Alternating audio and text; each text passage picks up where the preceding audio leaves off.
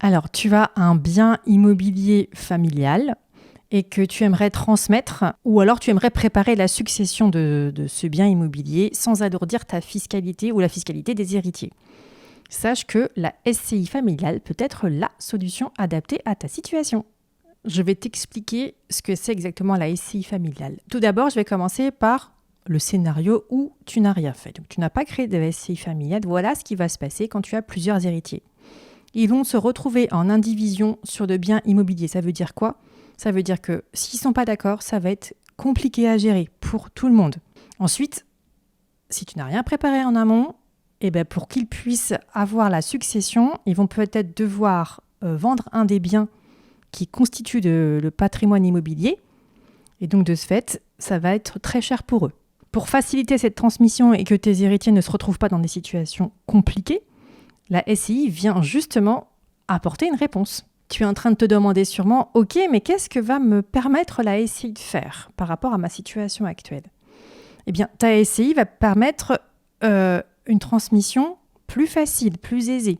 Ça veut dire quoi ? Ça veut dire que tu vas transmettre des parts sociales et non plus un bien immobilier.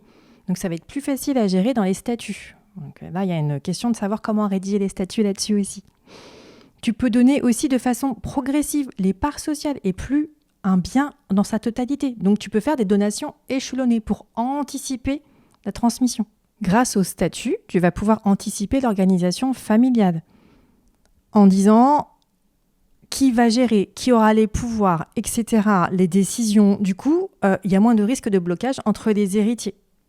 Cerise sur le gâteau, tout à l'heure, je t'ai dit que tu pouvais faire des donations échelonnées. Et en plus, tu peux garder la maîtrise des décisions. Ça veut dire quoi ? Ça veut dire que toi, en tant que parent, tu peux transmettre tout en gardant la gérance de la société et donc la maîtrise du bien.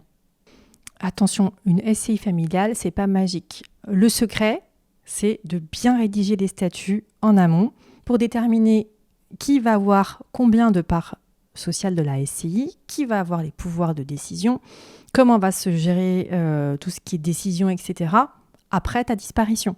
Une fois que tu as fait ça, tu as anticipé l'aspect fiscal et tu as surtout anticipé la transmission du après que tu sois parti.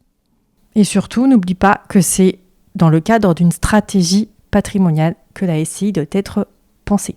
Si tu veux savoir si c'est adapté à ta situation, parlons-en.